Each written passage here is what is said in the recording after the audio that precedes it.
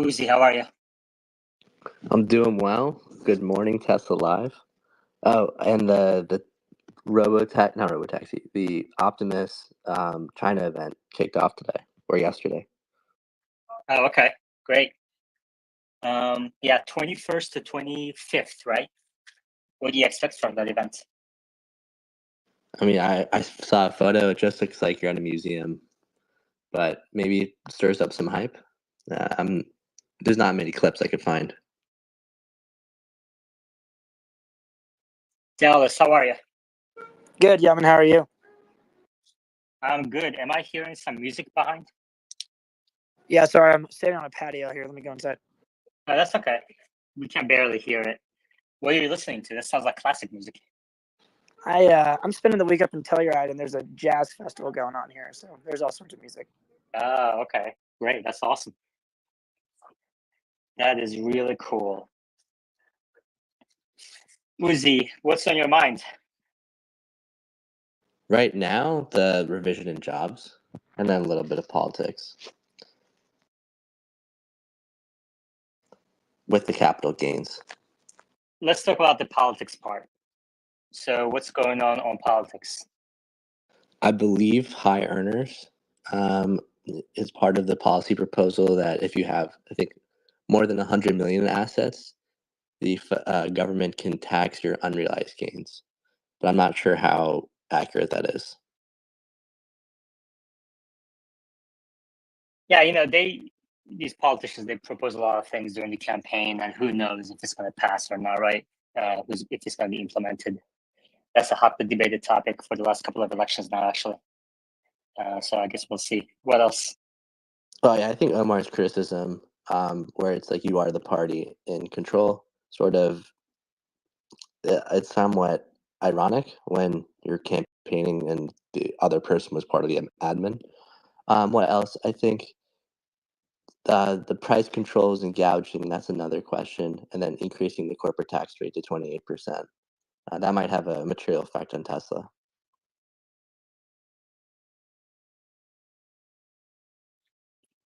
It would have a material impact on all companies, I think, and the stock market overall as well. That would be huge. Hustletown, how are you? Doing pretty good today. Making sure the audio is good on the YouTube. Make sure you hit that like button if you hadn't already. Thank you. Thank you very much. I really appreciate that. You are also a member on YouTube. Did I make you a moderator?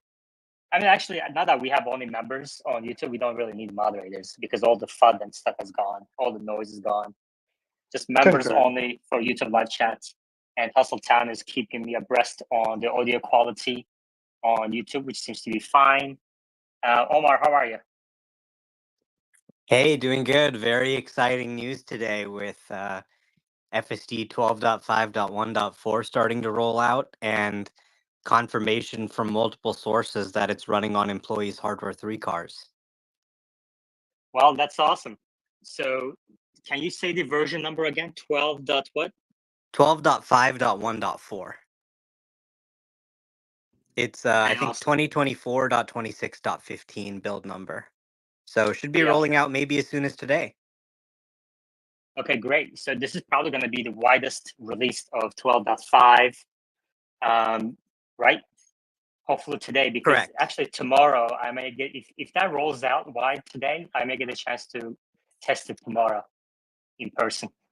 Awesome. Well, I mean, it's probably not going to roll out to everybody, but here's what I heard from one person who's tested it.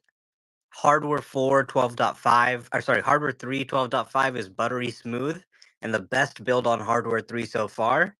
Not perfect, but definitely won't disappoint.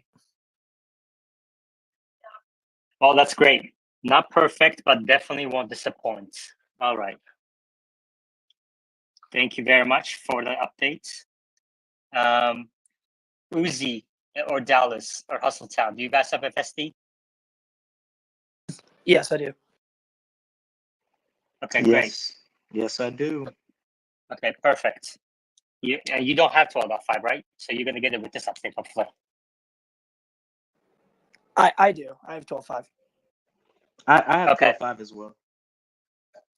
Okay, perfect. Sorry. Dallas, how would you compare it to 12.3.6? It was a huge jump for me. I mean, the vision-based monitoring was really, really cool. I mean, that's something that I've been looking forward to for a long time. But overall, driving mechanics are the most human feel I've noticed so far. Do you have a significant other, like a wife or a girlfriend, or anything else?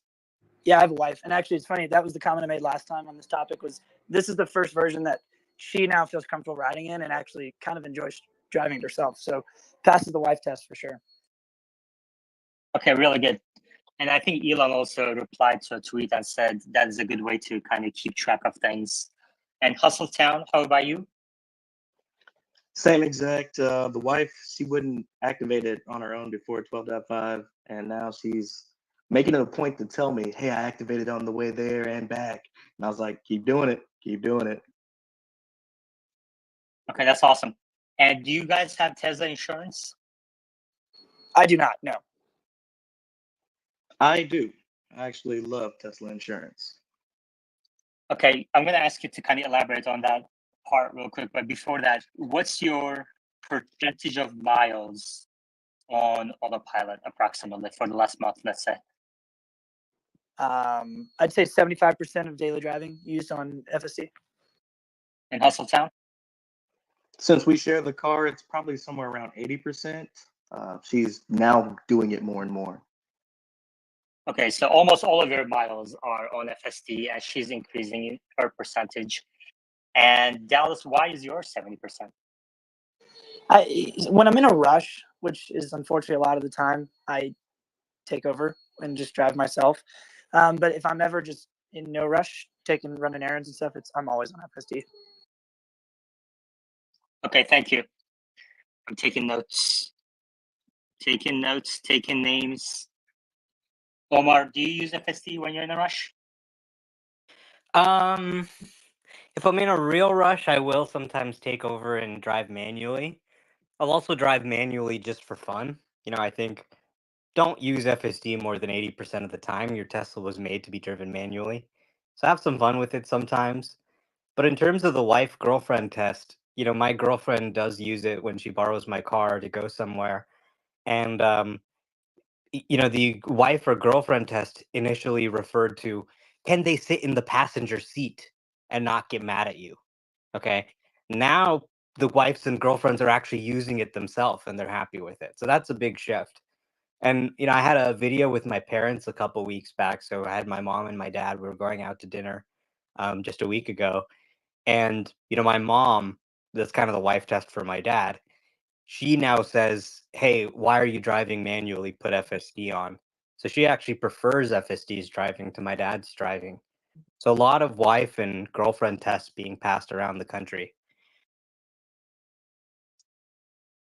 A lot of wife tests are being passed around the country. Okay. Does she, by the way, Omar, do I remember correctly? Does she own a Mercedes as well? Yeah, we got her a Mercedes EQS. Okay. Mercedes EQS. Okay. Yeah, it's an EV. All right. You know what? I think it's going to be a material milestone. It's going to be a milestone when she says, I want to sell my EQS and get a Tesla with FSD. Yeah, I think her next car is going to be a Tesla with FSD for sure. Yeah. Is it a lease or did she purchase it?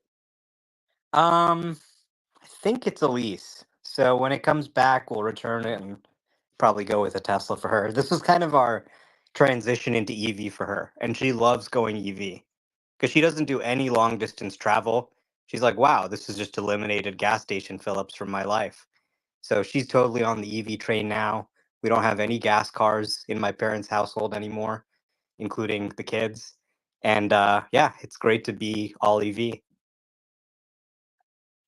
I know a website called swapalease.com where you can get out your lease, your ICE lease or non-Tesla EV lease early to get a Tesla. So you can swing that by her if you want. Swapalease.com.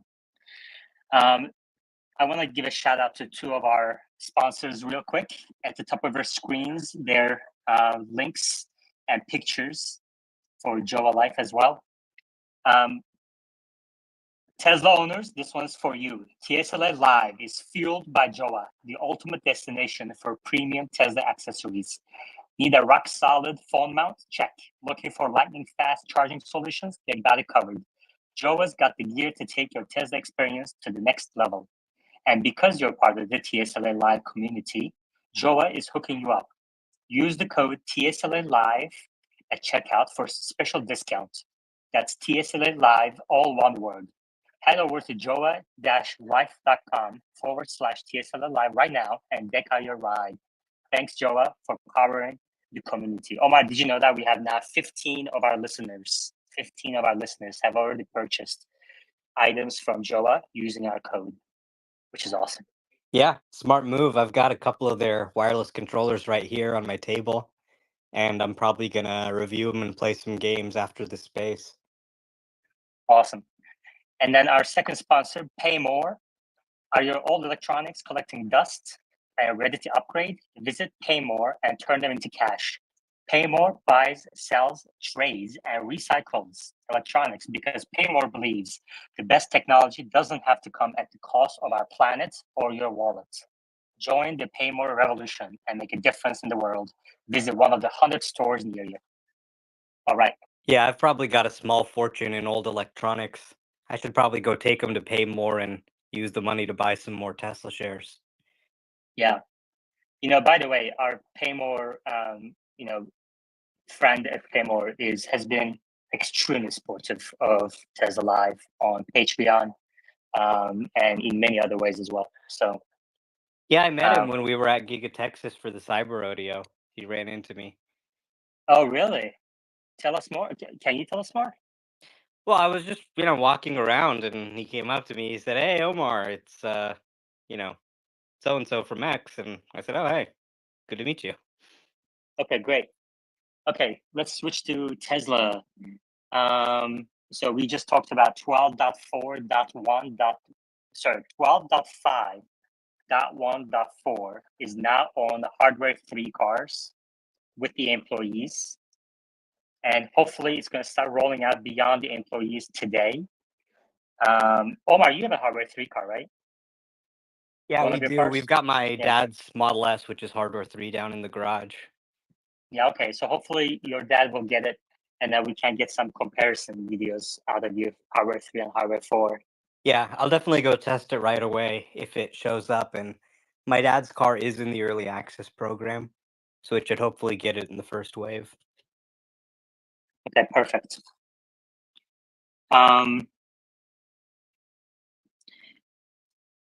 Since we're talking about Mercedes, I'm going to pin at the top the results of a customer satisfaction survey that just came out. So this is at the tip of your screens.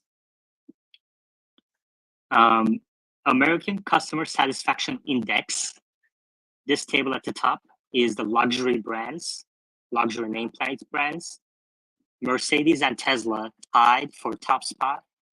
And they surveyed more than 12,000 owners. And in a reply to the tweet at the top, they have the mass market, what they quote as mass market. I mean, I don't know how Tesla doesn't qualify for mass market at this point, but they have that table on there as well. Stephen? I have a question on full self-driving software releases. I have access to a 2019 Model 3 Performance, and my understanding is that in 2019,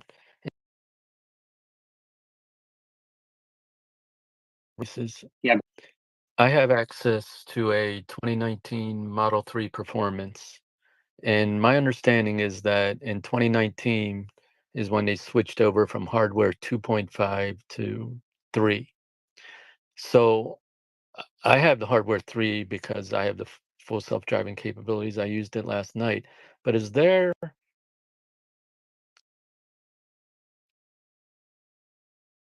Every Tesla made since October 2016 can run FSD 12.5.1.4.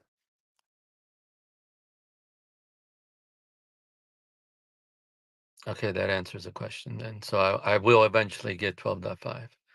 Yeah, absolutely. And, cars made before 2019 need a computer upgrade from hardware 2 to hardware 3. but many have already gotten it. And if you're after April 2019, your car already has it. Okay, good. That's cool.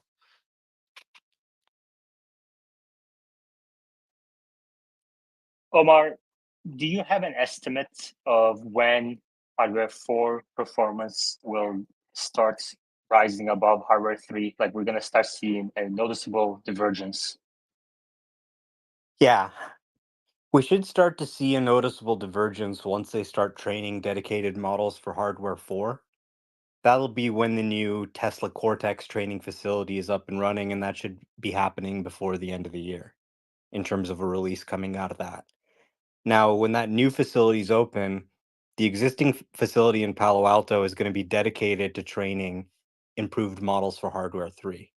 So hardware 3 will continue to improve, but later this year, we're going to see a separate hardware 4 version taking advantage of those higher resolution cameras, training on native hardware 4 images, potentially even training a bigger model, and really using that extra power of hardware 4. Meanwhile, the hardware 3 model will continue to train the best model that can run on hardware 3 with hardware 3 resolution images. Why? So they're going to have dedicated data centers in different states, right? That's kind of interesting. Correct. Why is that Well, they're needed? actually going to have 3 data centers in the United States, one in Buffalo, one in Austin, Texas, and one in Silicon Valley, California. So left, right, and middle of the country will have a data center. Very natural, disaster proof. But there's nothing special about the data center that's for hardware 4 in Texas versus the data center that's for hardware 3 in California. Like no special differences, or are the GPUs different, or is the cooling different, or is there anything else about it? They're pretty similar facilities. The Texas facility is obviously newer. It is, more modern. The 35,000 GPU cluster in California is primarily H100s. The Texas facility is going to be H100s and H200s, as well as hardware 4 inference chips, which are used in the training loop as well. And Dojo? There's going to be some Dojo as well. And also the inference computer is also used in the training process with the H100s. And then the Texas facility is going to be about 100,000 GPUs versus 35,000 in California. So significantly larger cluster. But training on higher resolution images and training larger models is also going to use more compute.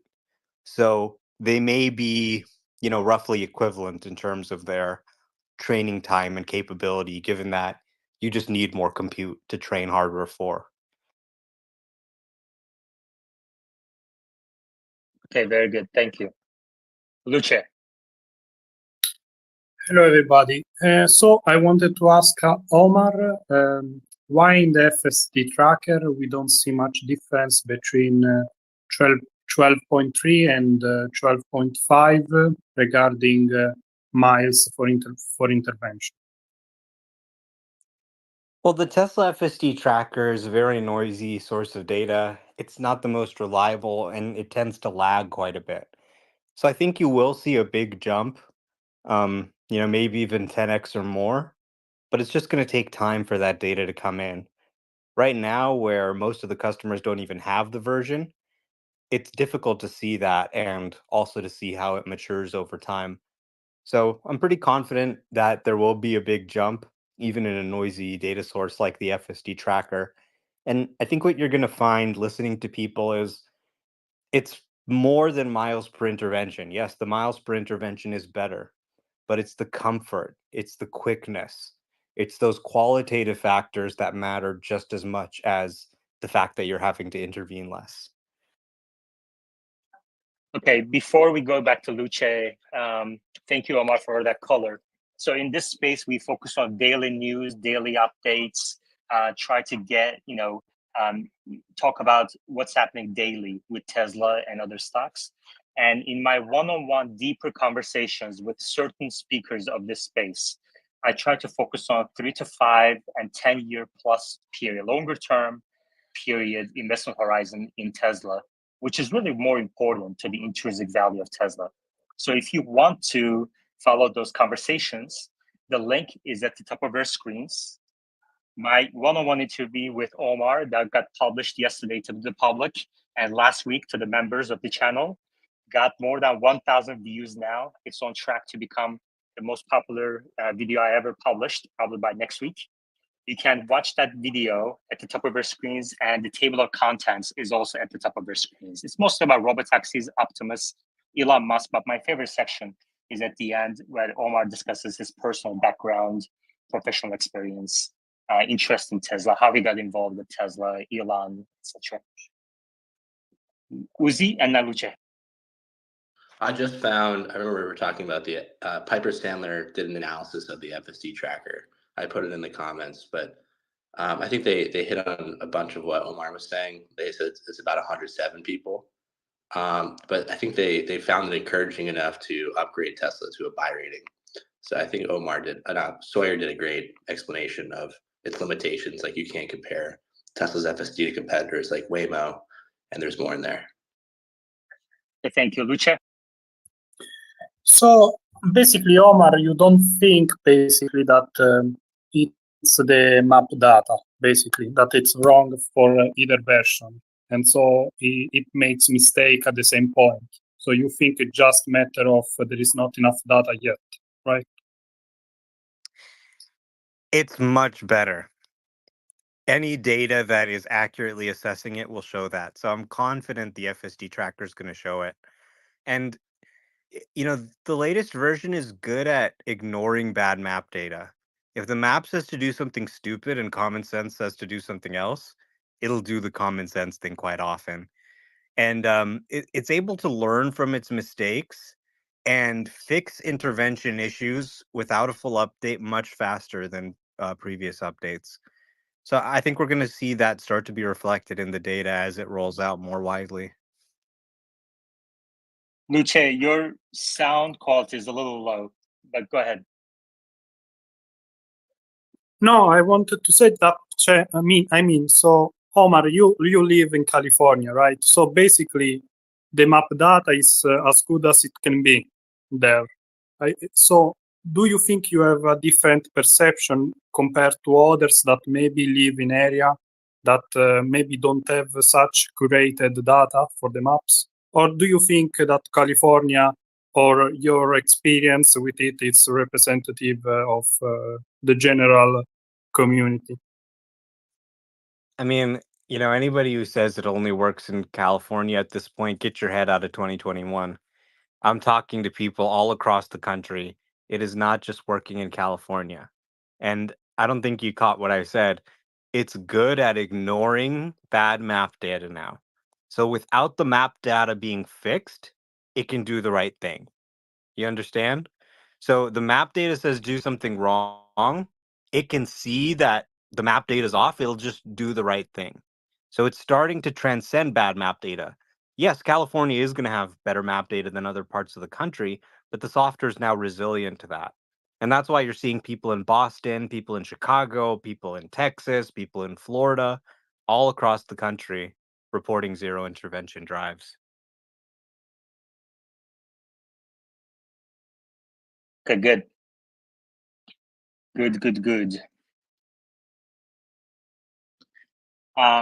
We have another interesting development. So I've been expecting, I've been sharing with my patrons that I believe the Model Y used resale values will decline through the rest of the year as we get closer to the Model Y refresh. But the decline is happening a little faster than I thought. So at the top of our screens is 3 Model Ys that Tesla put up on the used inventory page. 2021 Model Y with reasonable miles only has 39,000 miles at $25,900. And the second cheapest one is $26,100. No accidents reported. Has 19-inch Gemini wheels, black and white premium interior. So we're coming to a point where the best-selling vehicle on earth is now affordable, even in the used car market, and is about to drop below $25,000 limit and qualify for the $4,000 EV tax credit, which puts it to $21,000. It's not going to stop there. It's going to decline, going to decline until FSD becomes so good that people, the masses, start buying Teslas to use FSD primarily.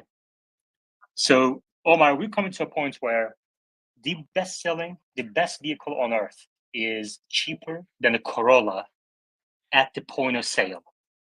We're weeks away from that world. How do you think the world will shape? The Model Y coming to $20,000 after tax credit, which is at the point of sale. The Model 3, now you can get one a couple of years used with reasonable miles on it for less than $20,000. I don't think enough people are talking about this milestone. What do you think? Yeah, it's really important. Really, really important. I mean, you can make new cars as cheap as they can possibly get, but most people can't afford a new car. In this day and age, most Americans are buying used. When your kid is 16 and they need a car, you're probably not buying them a brand new car. You're probably buying them a used car. So the used market's really important. And we've got this great technology with FSD.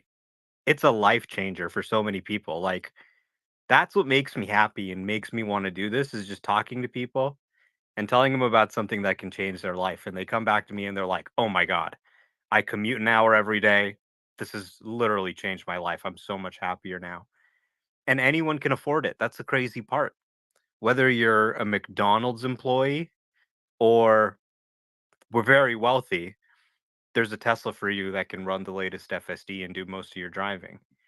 So it's a pretty great situation. Might not be so great if you have one of these Teslas and you're looking to sell it.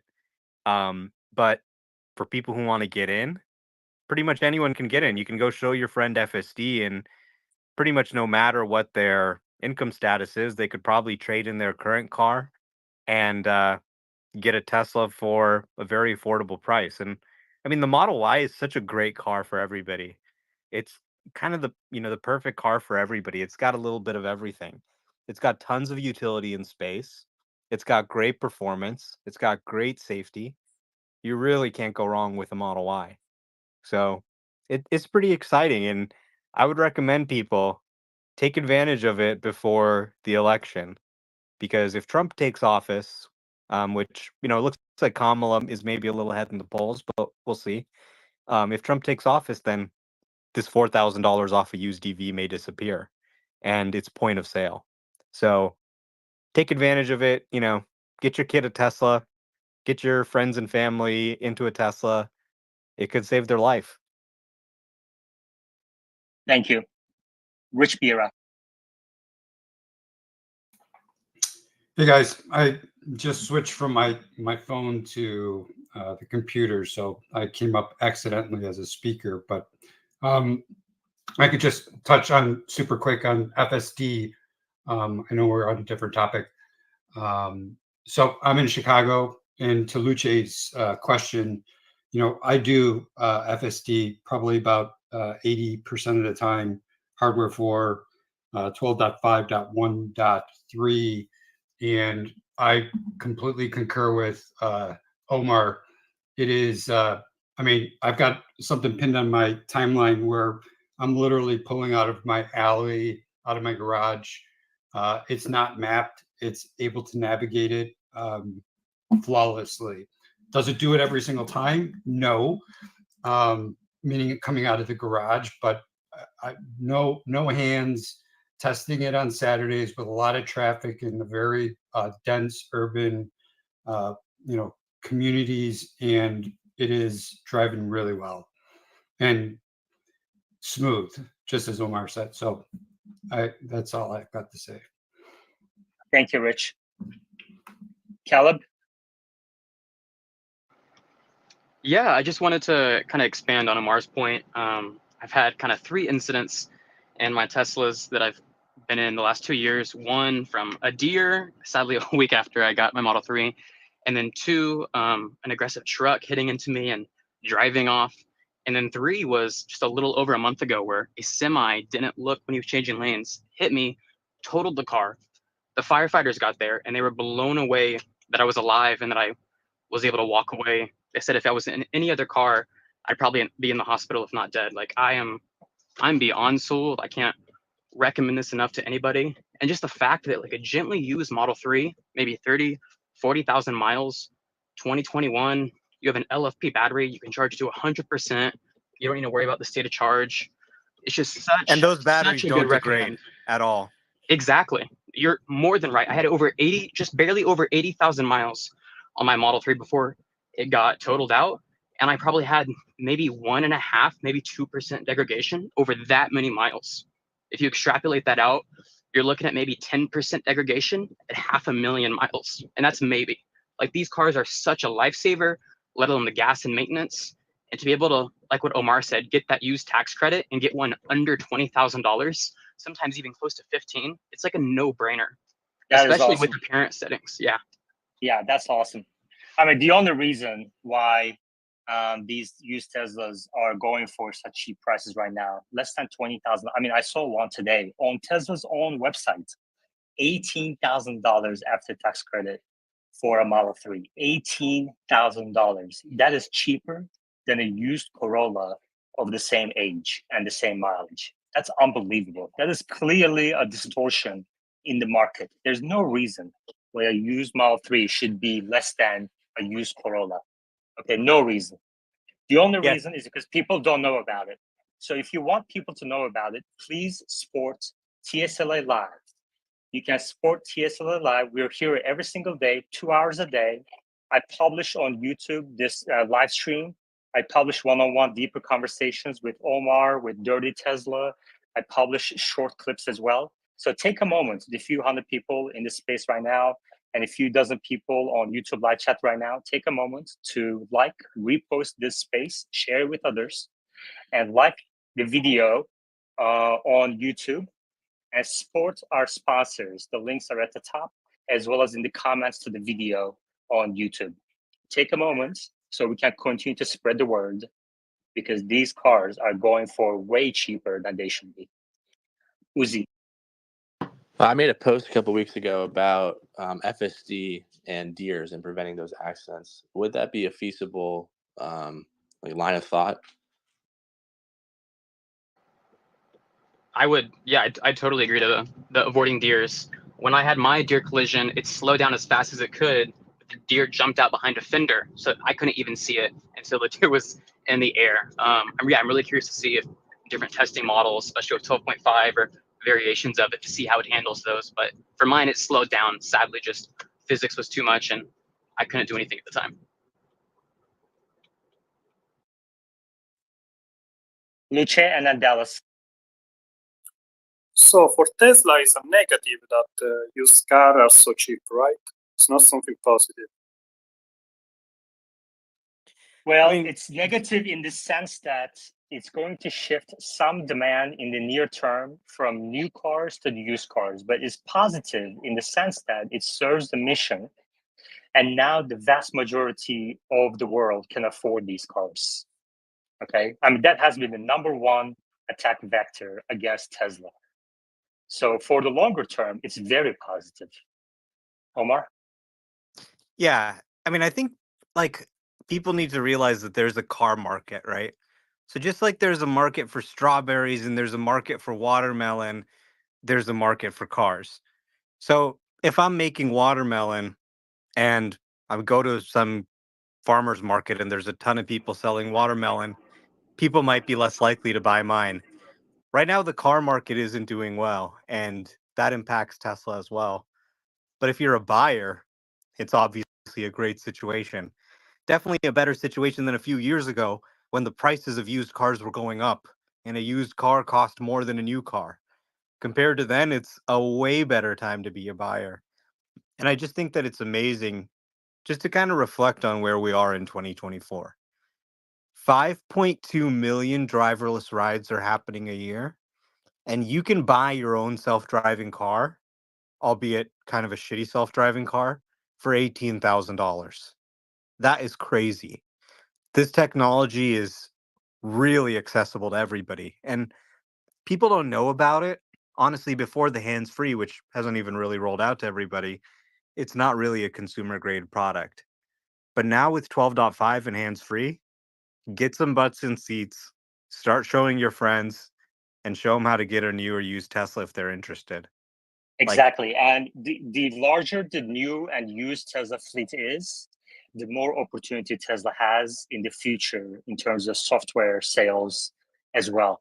And FSD should be improving a little faster the larger the fleet gets. Data collection, finding of edge cases should be a little bit faster every time someone buys a new or used Tesla.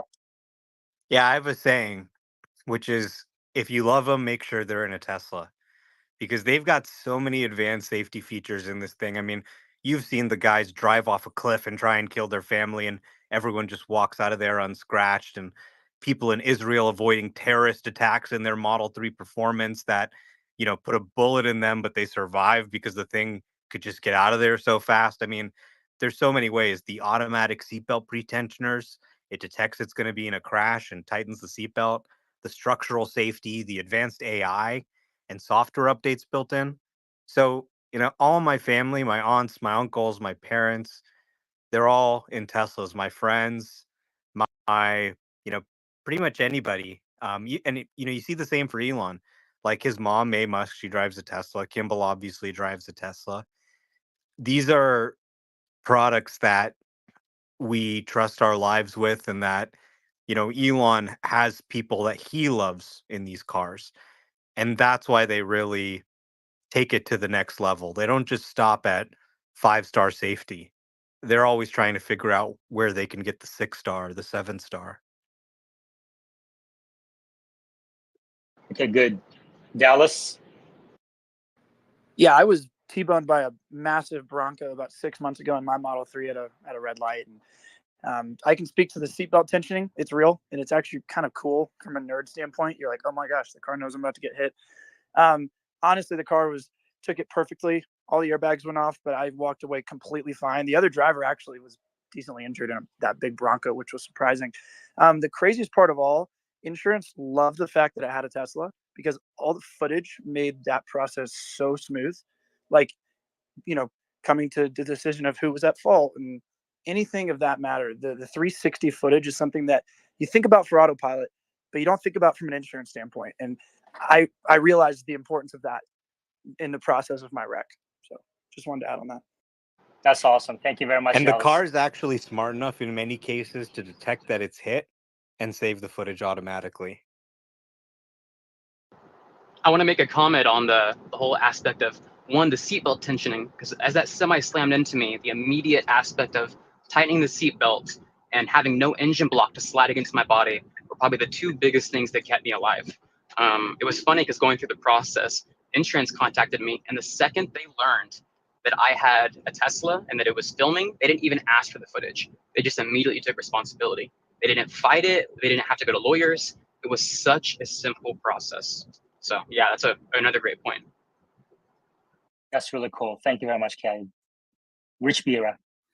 Yeah, I just wanted to add to the value of, Tesla, either buying a used one or a new one.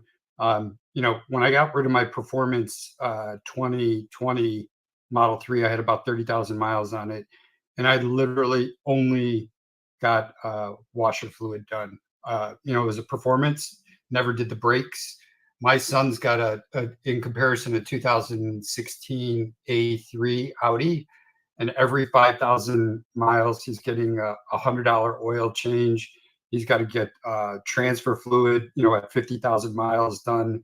It just like the maintenance alone and how much you save is just astronomical. Yeah, I mean, the $18,000 used Model 3 that I talked about this morning and at the beginning of this space, $18,000 on Tesla's own used inventory page. Okay. If you just do the 10-year gas and maintenance savings calculation, it covers the entire car, which is amazing. So why would you buy anything else? It makes no sense whatsoever. I want to read a couple of the comments on the YouTube live chat. Alan Mobley He says, my wife is growing more confident with FSD. So we're hearing from many states that Tesla FSD is starting to pass the wife test, which Elon highlighted in a reply the other day as a good way of talking about, as a good way of measuring progress. Emmanuel Huna says, my wife won't yet use it, but she's happy when I use it, so some progress. Emmanuel Huna also says, on battery degradation, our 2017 Model 3 with over 80,000 miles has a range of 295 miles with 6.6% degradation, not bad. So by the way, like this 2017 battery is obviously 7 years old technology. So the batteries being produced today will have even better performance going forward. So this is really, really great news. By the way, sometimes you do have to be concerned about EV batteries with high mileage. If you have to replace the battery, it could be quite expensive. But when you buy a used Tesla from Tesla.com, I believe it actually includes a battery warranty for maybe like 50,000 miles or something like that. So that's one benefit of buying through Tesla.com. Thank you. And also, I would like people to, if you're watching the repeat of this later, the recording later on YouTube, please leave your battery degradation and any sort of commentary about FSD, wife test, what your version is, which car you use in the comments below the video. Caleb, and then Alex. Yeah, I was going to make a point exactly to what Omar said. I just got a gently used 2023 Model 3 with FSD for $30,000 off their used inventory. One, because I trust them to do a full diagnostics, that nobody's like trying to sell something that they jacked the battery with or messed around. So I get that confidence and comfort from them doing a full inspection. And then two, you get that warranty plus an additional year warranty. So I actually have a year as if I had just bought it in 2024. So yeah, the confidence of those batteries is such a great feature. Omar? Yeah, the other aspect that I love about used Teslas is you can get FSD practically for free and get it paid for the life of the car, because there is a huge, huge gap in what pricing the market reflects and their awareness of FSD and what the feature is actually being worth. So, I mean, you'll see cars with FSD, and you can go in Tesla.com and filter by which cars have FSD. They're not that much more expensive, and they're going to save you, $1,200 a year in subscription costs or more. So you can have FSD, pay for the car, have it paid for the life of the car. You don't have to worry about any monthly fees, any subscriptions. You just get all the FSD updates for free. That's a pretty sweet situation. And yeah, you can find a lot of used Teslas on Tesla.com. I mean, some people have even gone into dealers that had no idea what FSD is and just bought the car dirt cheap and never had to worry about any monthly fees or subscriptions. So it's the cheapest way to get a car with FSD for sure. Alex. Yo, sorry. I had problems. Couldn't get into space. Then it kicked me out, got back in. So. Okay. Scott? I was just gonna say also go along with Omar. They also usually always throw in acceleration boost, which is like a $2,000, and most of them include that FSD. So you're talking a $10,000 value. So if you're gonna buy used, buy it from Tesla. It's definitely the way to go. Did you guys hear me? Can you explain why buy it? Can you just repeat what you said about why buy it on Tesla.com? I have bought in 3 used Teslas, and I just ordered a new one. But I always buy from Tesla website, and just like Omar said, you get your factory warranty if it's under 50,000 miles and within 4 years. But whether it's that or if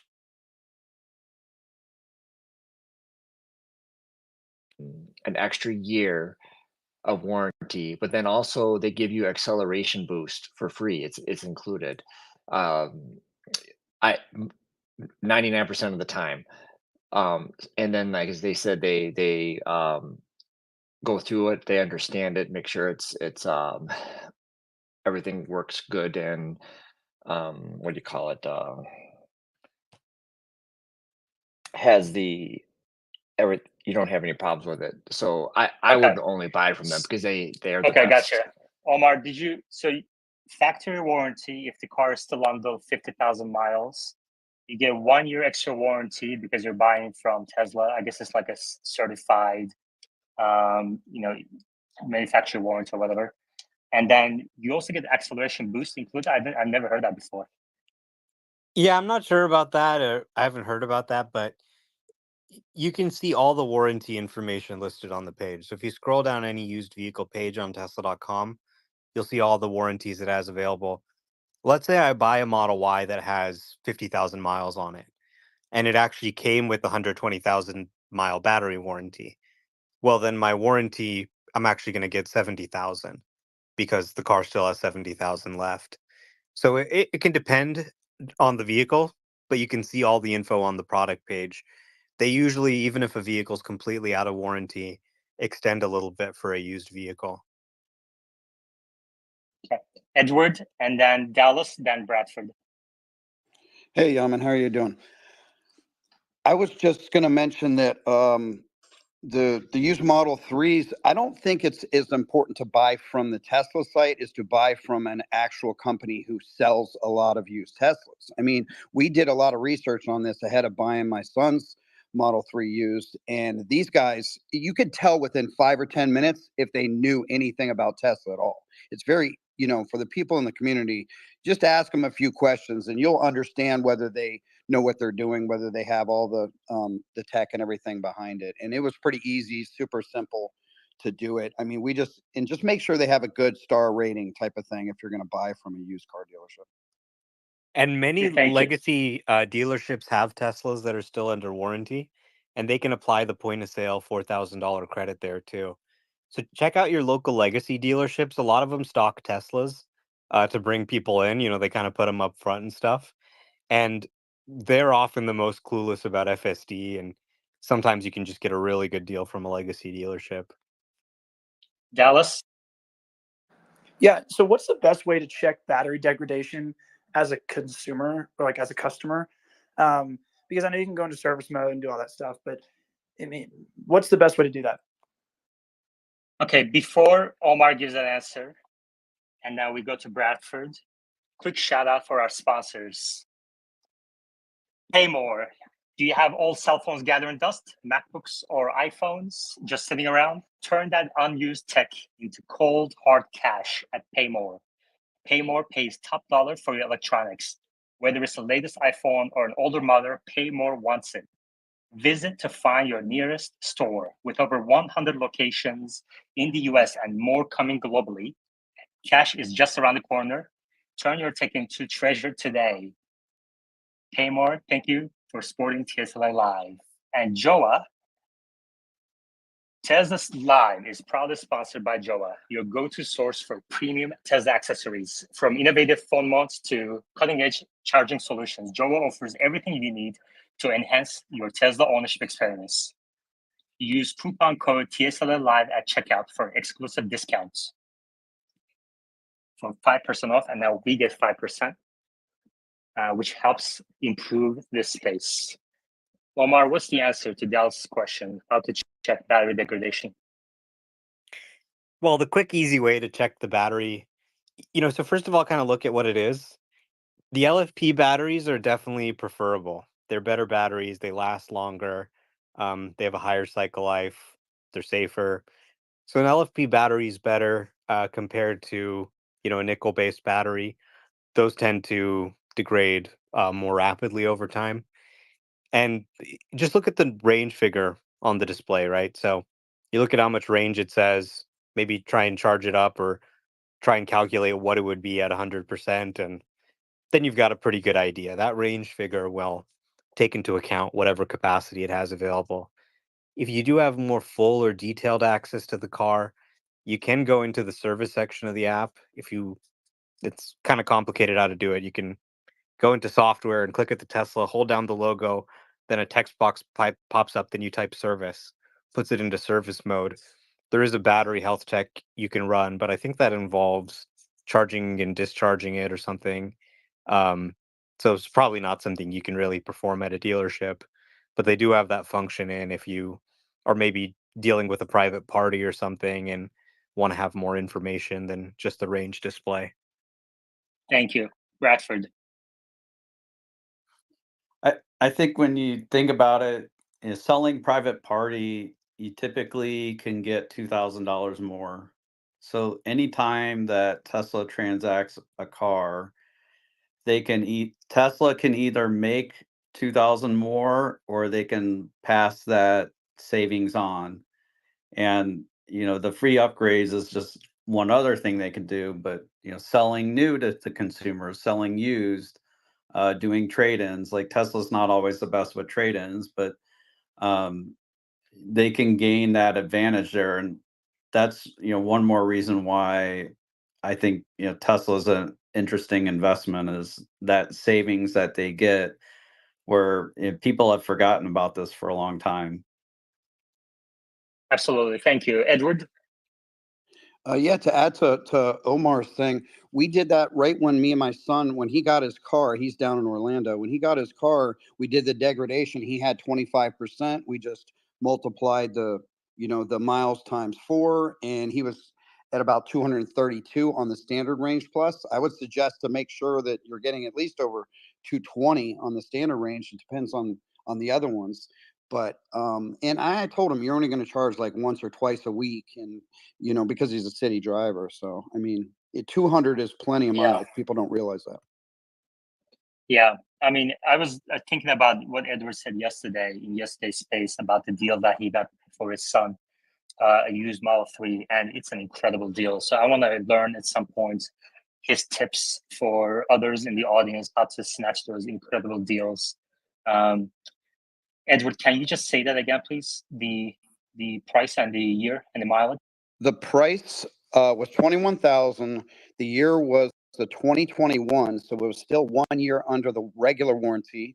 5 years and 7 years, I guess, or on the other 2 warranties for the battery and the drivetrain. And let me think. It was 16,500 miles, which was like, to me, That's like amazing. a massive steal. I was like, because everything we looked at currently was 50,000, 45, and I'm like, well, you're going to be out of the warranty.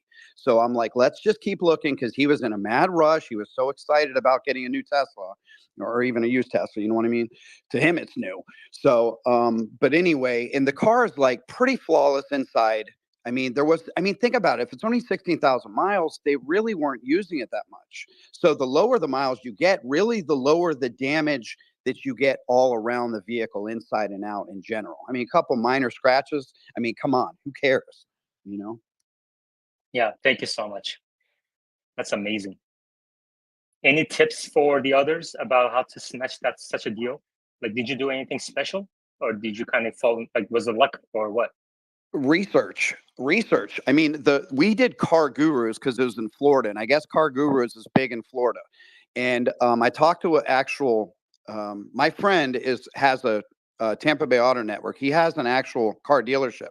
So first thing I did was check with him, because I knew he knew Teslas. He knew he sold Teslas. He just didn't have any inventory at the time. So, and then I talked to him prior, and I said, "What do you think of this model, this model?" I sent him a bunch of things. So if you know anybody in the industry, send them the information about it so they could potentially help. And he's like, "Damn, that's a steal." And he's like, "That's what the $4,000 off, I'm assuming." I'm like, "Yeah." So we get the point of sale credit, and again, it would have been 25,000, and then it brought it all the way down to 21. Well, that's a big impact, $4,000. Yeah, that's really good.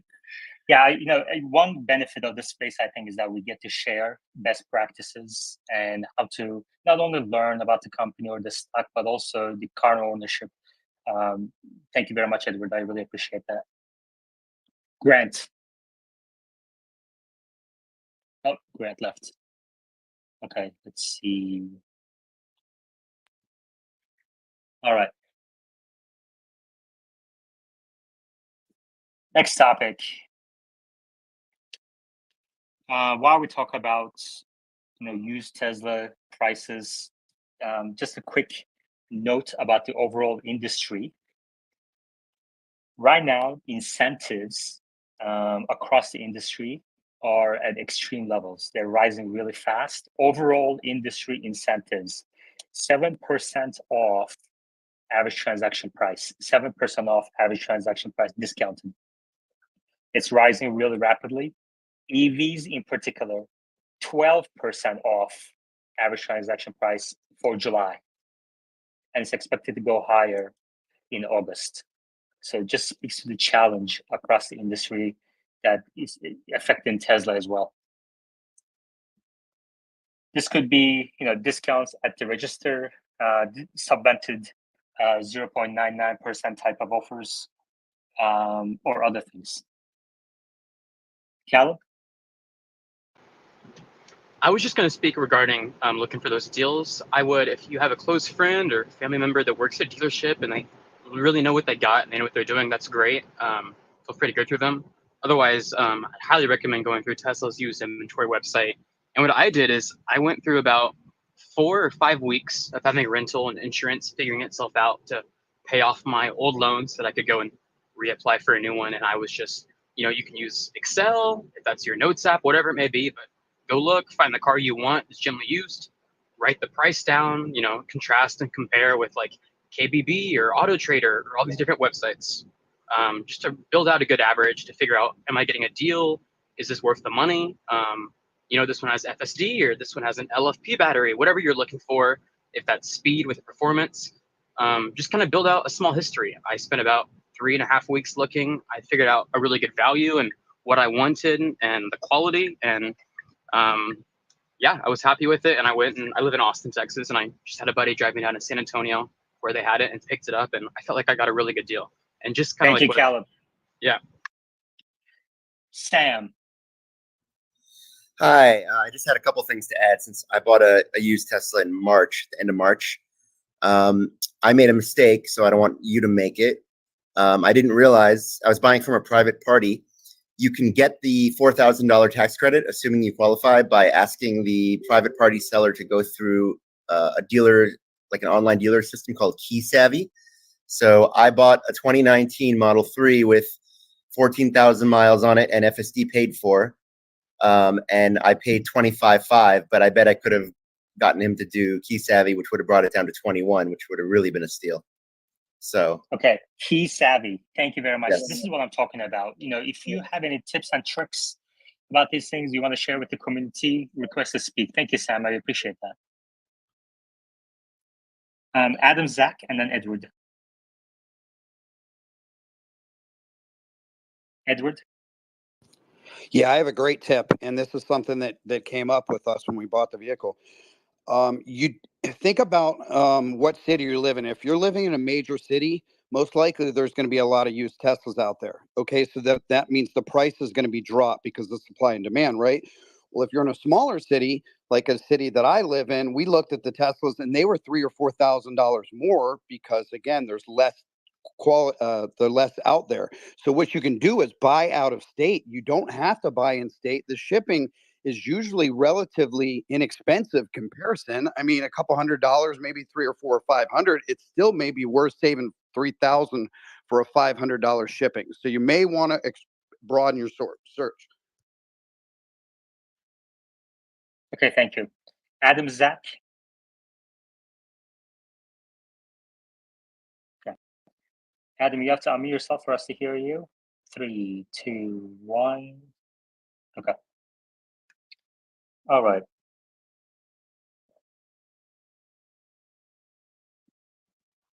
Omar, let's talk about Hardware 3 a little bit. Do you think there's a legal liability to Tesla? Can this reach billions of dollars of liability to the company? No, because they're actually doing exactly what they said, right? I mean, it's getting really hard to argue that they were dishonest about anything. They said, okay, we're gonna make the cars drive themselves. Your car have all the hardware they need to drive themselves, and that actually turned out to be true.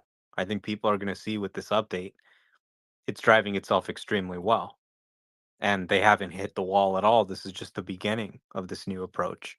they've already got another version, 12.6, they're running internally that makes this version look like a joke.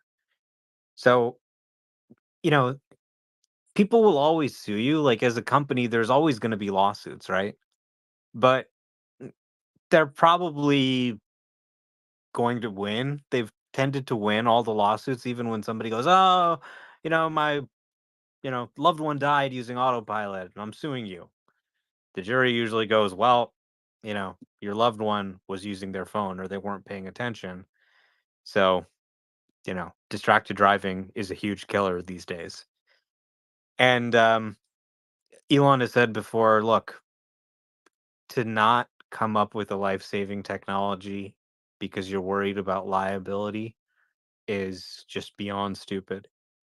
Whatever the liability is, we'll take it. The value of this technology, I think, is going to be far in excess of any liability.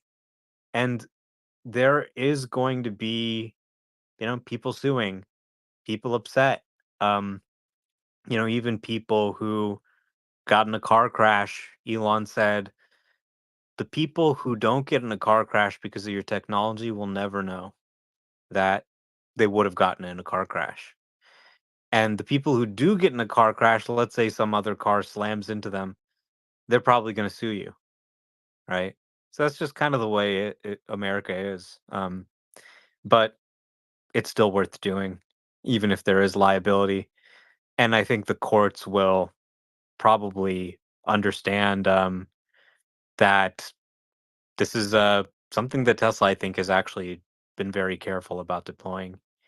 And their new driver monitoring system in 12.5, it's dramatically better. I mean, this is going to virtually eliminate any crashes. I mean, it's just going to make it impossible. It fixes distracted driving. It makes it impossible to use your phone. So you're going to have FSD drivers paying attention like nobody else on the road. And that alone is going to save so many lives. And I think the court's going to see that. They're going to see that the team is doing something good. They're not, you know, we usually give someone liability when they do something bad, when they're irresponsible, when they're reckless. I think courts are increasingly going to see that this is a really powerful life-saving technology. And I think they'll be able to manage the liability. Okay, good. Thank you. Any other views? You're welcome to request to speak. We have Grant, one of the bears on the board. Grant, I'm sorry, but I have to block you on Threads because I'm not on Threads to engage in discussions. I'm just there to kind of keep an eye on what's being said about Tesla. But you're welcome to come up here and spread your misinformation whenever you want. I think he's having some connection issues today. Grant, go ahead.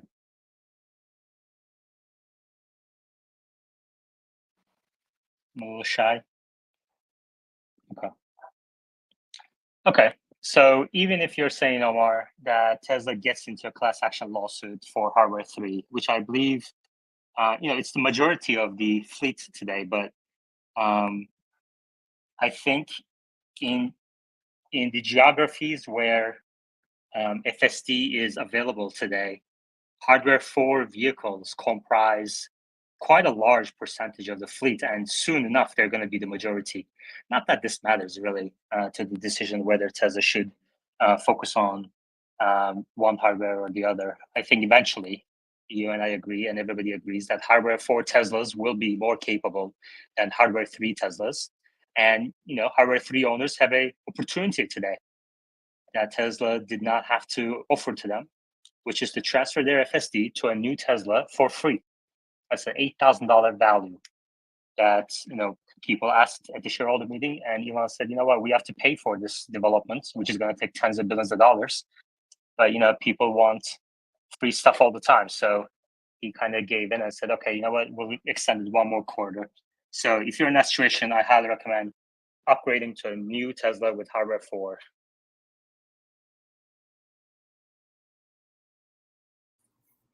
Can I add one more thing? Yeah.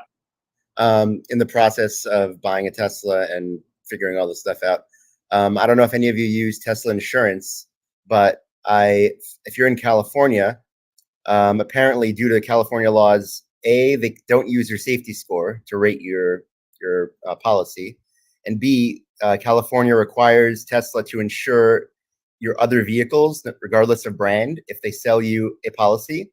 So when I was getting a quote because my friend was buying a Tesla for his 16-year-old daughter, and he was quoted $14,000 a year to add her and the Tesla to his policy, which is obviously a deal breaker. So I was looking at the Tesla quote, and it was, I think it was like $200 a month or something with her. I got a quote in my app.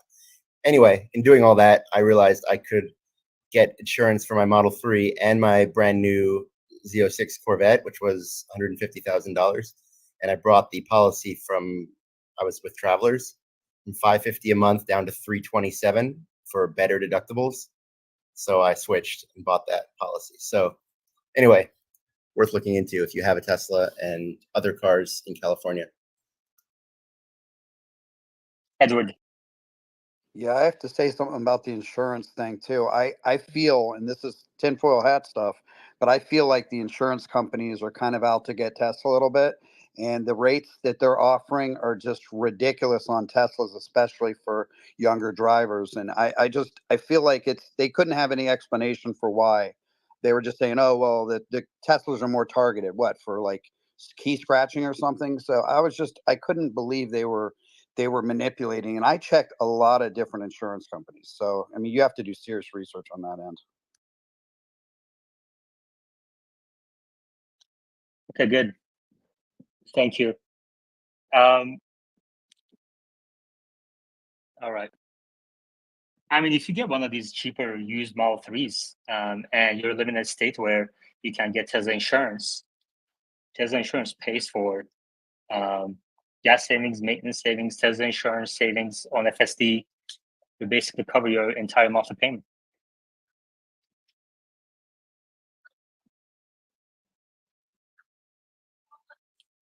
Omar, you want to talk about this 800,000 downward adjustment on jobs?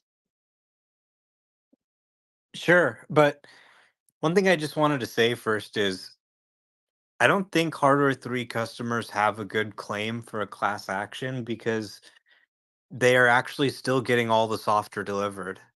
So they haven't reneged on their commitment to make the cars full self-driving at all. That's still what they're trying to do. And the Hardware 3 cars are running the exact same model the Hardware 4 cars are running.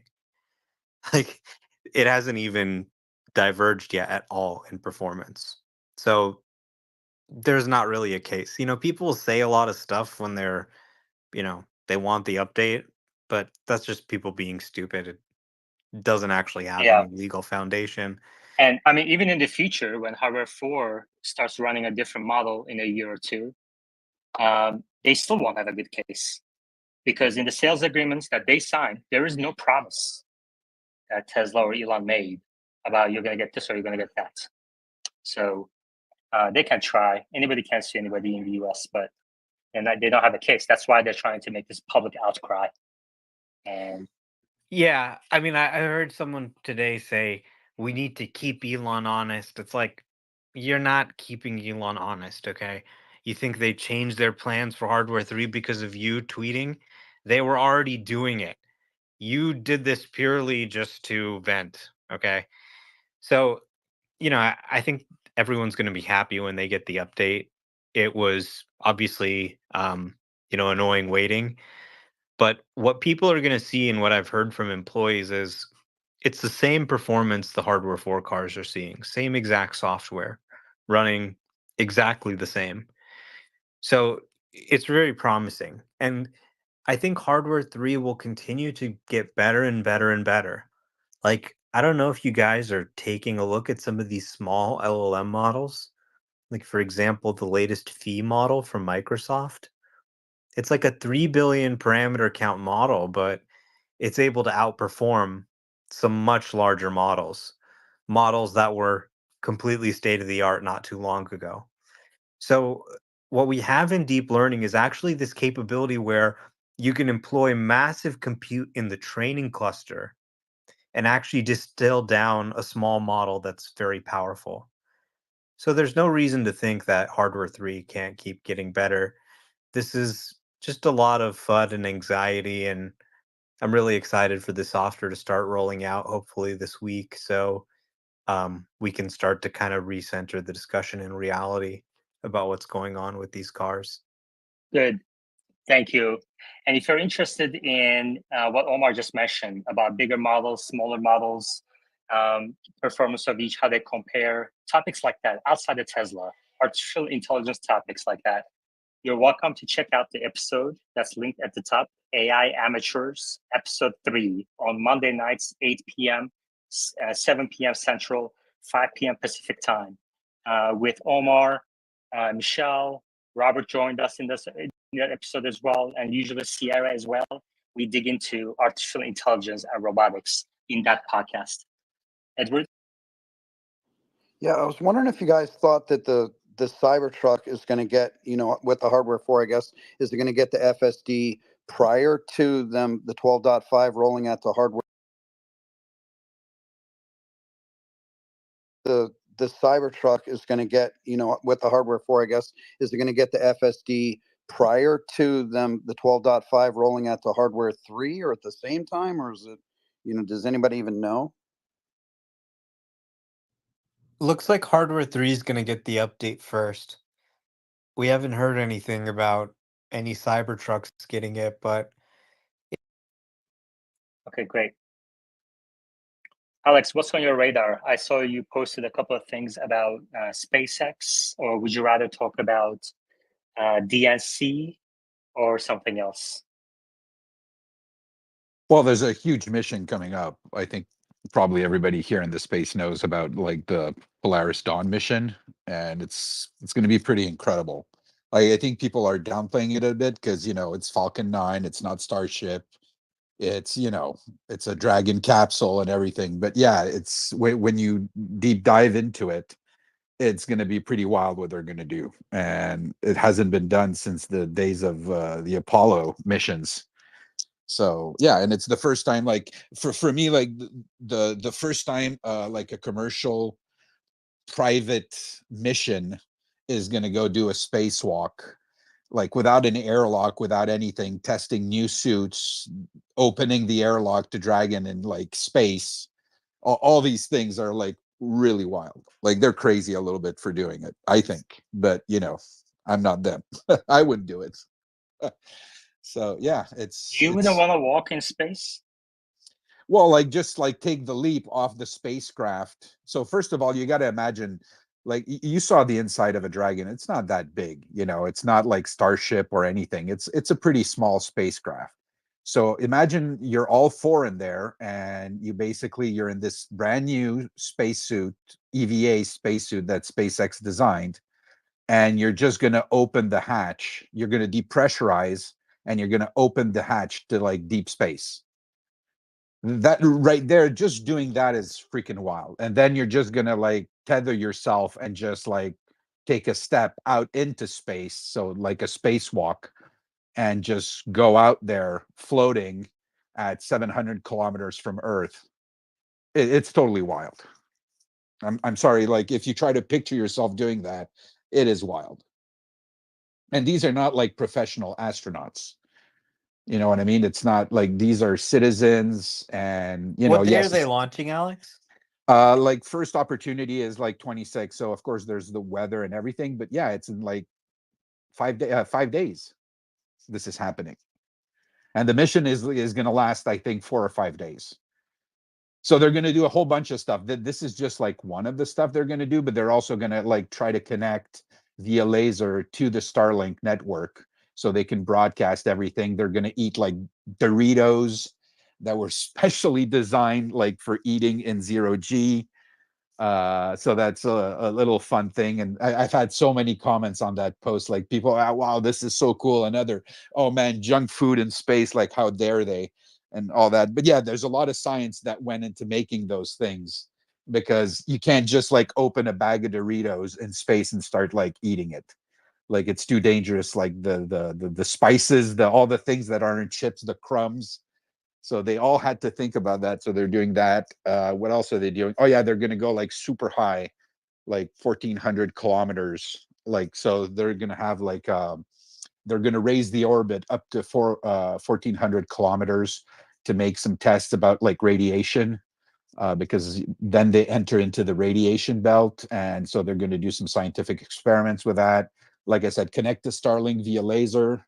And we're probably going to get all this stuff like live. So, if you thought that, getting a launch like a camera slapped onto Starship or was cool, this is going to be like also like way cool. Hope they pull everything off and everything goes without a hitch, of course. Thank you, Alex. Thank you for the summary. I really appreciate that. All right, Omar, 2 points we need to talk about. One, Ford canceling EV plans. They canceled their 3-row SUV. So I guess maybe that will help R1S sales. I don't know, but I doubt it. And then they also pushed out their EV F-150 for another 2 years, I think. What is going on with Jim Farley? Yeah, I think they're facing the same economic reality that everyone else in the auto industry is facing, which is that they can't make EVs profitably. And Ford had this big plan to really compete with the Cybertruck. This was going to be their ground up redesigned truck. It wasn't going to look like a normal truck. T3, trust the truck.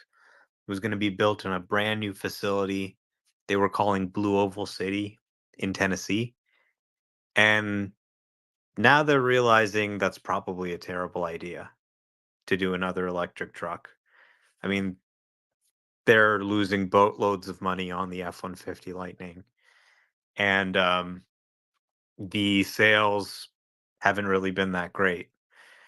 So they've ramped down production quite a bit. And I mean, you can just take a look at their earnings deck. They actually break out the EV business. It's horrible. They lose as much money on the car as the price of the car is. So when you buy an EV from Ford, they're losing more money on it than you are. Naturally, they'll make more money if they ramp down this EV business, and everybody else is doing it. So it's a really good time to do it and walk down those commitments, because then you just get lumped in with all the other announcements. And everyone's like, oh, okay, good. Everyone's doing it. We can sort of cut. So I think Tesla's EV business is very undervalued because, when you see people do an earnings multiple, for example. I mean, I think Cybertruck is the only game in town now when it comes to electric trucks. It's the only serious electric truck product where the company's serious about ramping it to high volumes. I mean, Rivian's staying flat year over year. Ford clearly is not serious. I think Tesla's serious. most of Rivian sales are R1S. I don't think R1T is selling at all. No, I think it's about it's less than half, but maybe 40% or something like that, 30-40%.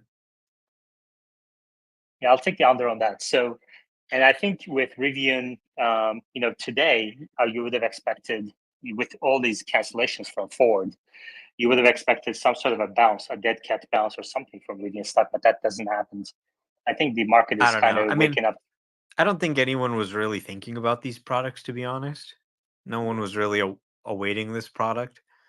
The Cybertruck has really kind of stolen all the thunder. So, it's a move that'll save Ford money, and this vehicle was probably going nowhere. I think they're really going to focus on smaller vehicles where they have a better chance of achieving profitability. I think they're just going hybrid mostly. Yeah, Toyota, they are going to do Ford, more hybrids. They did say that. Yeah. Echo round. Yeah, I just want to say I'm a little worried about, because you touched on this just now, that Tesla, I feel if all goes well, is about to have what some people might call a monopoly in in a 5-year span, 5 to 10 year span. So I'm a little worried about people kind of using starting some legal action against Tesla if they're perceived as a monopoly, even though they, got there through merit, but they might actually end up as a kind of monopoly either way. What do you think about that? I mean, let's not get ahead of ourselves here. They're a drop in the bucket of truck sales. They're a drop in the bucket of global auto sales. So they're far from a monopoly today. When they're selling, 50% of the cars global car sale volume or something, then maybe you can talk about that, but you can't really make a serious case today. And there's going to be other electric trucks, that's for sure. But I think that the market is not in equilibrium right now, which is to say it's not really at a sustained state. A lot of these companies are losing money, they're pulling back. A lot of these dealers have excess inventory. I think Tesla's earnings power from the EV business is actually kind of understated. And as we move into next year, supply and inventory equalizes, production ramps down, they shift more production to hybrids and rates start coming down at the same time. I think you'll probably see Tesla become a bigger share of the US market.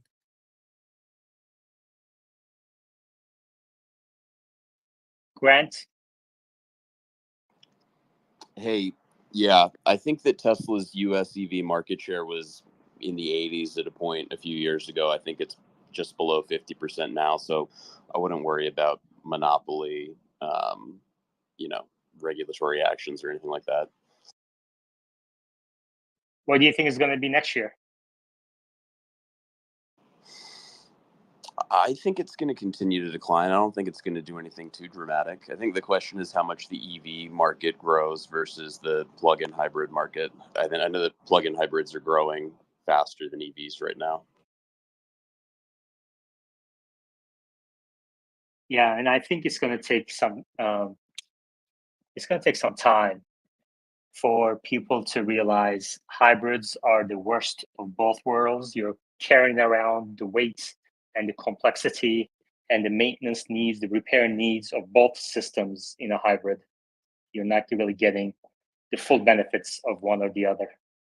So I think it may take up to robotaxis for people to realize electric vehicles are a lot more efficient than hybrids. Also in June, EVs actually grew faster than the broader auto market.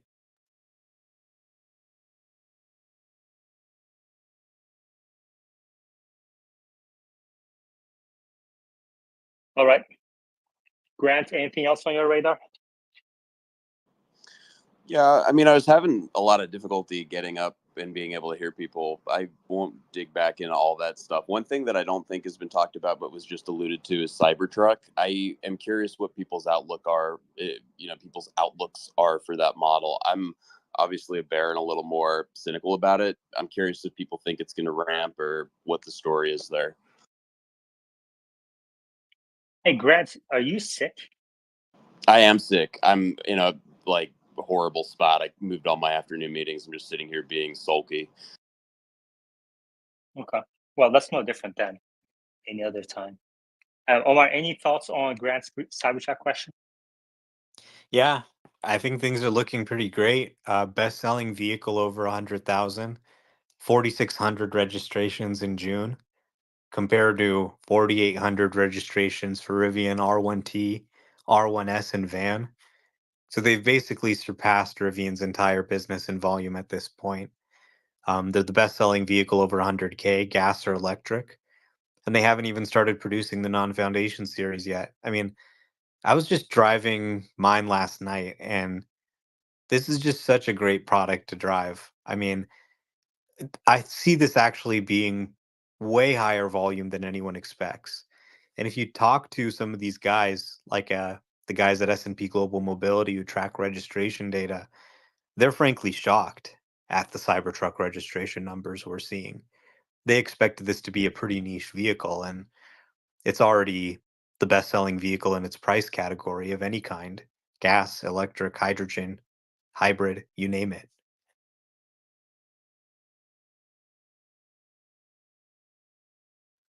Grant?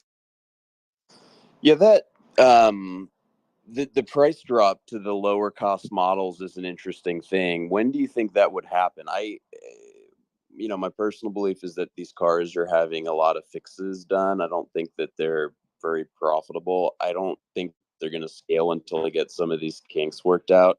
Do you have any sense of when they might make the lower cost models available? Because I saw they also took that reservation form off the website a while ago. Yeah, I think maybe next quarter or Q1, they might start taking orders for the non-foundation series. That'll basically just have a lower starting price, and a lot of things that are included now will be options. So you'll have more variance there, lower ASP, but probably still somewhere between 80,000 to 100,000.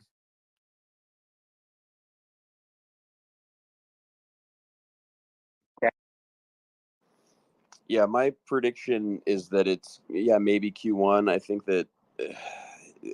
this product is not doing well. I know that's not a popular opinion here. I'm curious what it would take for people to believe that the product is not in fact doing well. Well, if it wasn't the best-selling vehicle in its price category, that might be a start.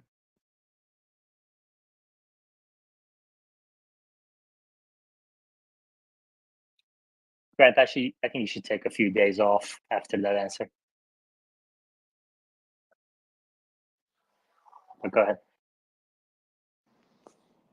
I mean, is that really the bar for success, though? Like 6,000 units a month, we're going to say it's a success. I just feel like the ambition was certainly higher for it. If it's doing 6,000 a month in March next year, is that not are we going to be able to admit that maybe it's not panned out according to expectation? I just I know I'm just hammering the same point here, but I just feel like, I mean, they're not anywhere close to what they're going to ramp up to. I don't think 6,000 a month is the long-term goal. I would expect them to surpass 10,000, 20,000 units in the course of time. you have a March or like Q1, end of Q1 type prediction in terms of volume. Well, certainly lowering the starting price, I think, is going to bring a lot more orders in. They need to ramp 4680. They need to ramp the General Assembly. I don't have a lot of insight into how that's going internally, but they seem to be keeping on track, and I expect them to continue to ramp. It's also encouraging as you see other 4680 suppliers come online. I think that also opens up the possibility for them to ramp a little faster as well. Yeah. Thank you. Edward. Yeah, in my opinion, I think it's the limiting factor is the 4680. And Omar is exactly right. Once the other companies start ramping their production and handing all those over to Tesla, you're going to see a big rise. Otherwise, they're going to, be a slow ramp up, in my opinion. Yeah, I think LG just started. We saw some movement of employees from one location to another to get going on the 4680. So that's going to take a year or two to ramp. So by 2026, we'll have a really good understanding of how supply balances with demand, what the margins are on this product, and then we'll see. It's still too early to tell, but the data point that Omar mentioned, that it is the best-selling vehicle in its price category, is a big one, obviously. All the anecdotal positive evidence, supports the theory that Cybertruck will be a huge win for Tesla. Not to mention, this is the only electric truck that has any sort of volume at this point. Grant? Yeah, I just feel like making predictions or bets. I'm going to propose the coffee bet that production next year is below 150K and see if there are any takers. If I'm allowed to do that, I don't know. Yeah, I'll take it. I'll take it on. I'll type it up. Edward? Yeah, I was going to say the main problem stemmed is the week after they announced the Cybertruck back in 2019. I don't know if you guys remember Elon talking about it, but he was literally stunned with how many pre-orders that they got, and they did not expect that at Tesla. They thought it was going to be a niche, and then it turned out to being a high volume vehicle that they weren't prepared to scale up there. And this is why it's taken years just to get into that type of production as well. And they're still only going to do 250. They need to do like 500,000 to really get ahead of that problem, in my opinion.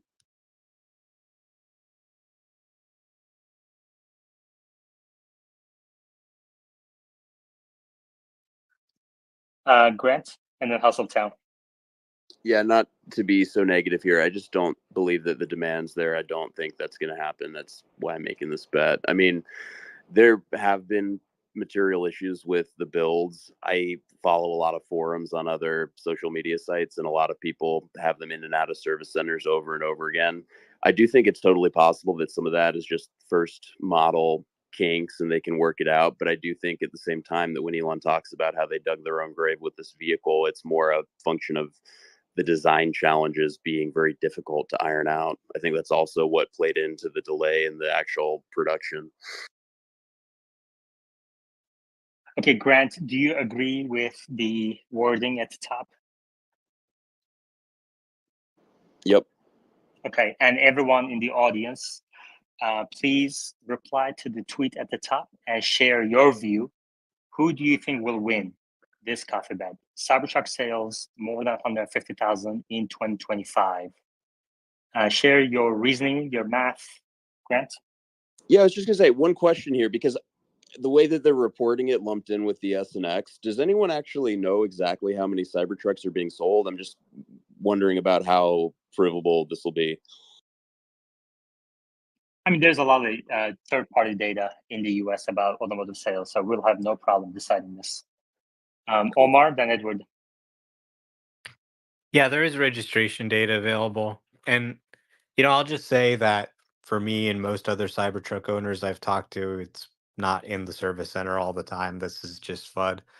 And it's just incredible to drive. I mean, you have this thing. I was just, driving it late last night, and you can just drive so fast, take the curves, and it's like a luxury sports car, but it's a giant truck. It really is just an incredible driving feel. There's nothing else like it on the market. And that's why you see people like Shaq buying two of them. Um, I think the Bears are just totally missing what a joy this product is. And that, I think, is going to power demand, especially as the non-foundation series comes into production.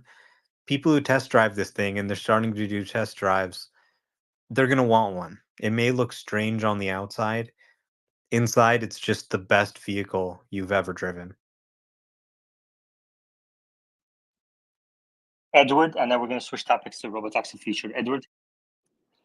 Yeah, my wife's truck, the Cybertruck, is insane. It's amazing. I have the debate on whether I want to drive FSD on mine or just take her Cybertruck, which is just a more fun vehicle really to drive around. Now, my question was to Grant, like, what is his experience with the Cybertruck? Has he seen it? Has he been in it? Has he tested Okay. it?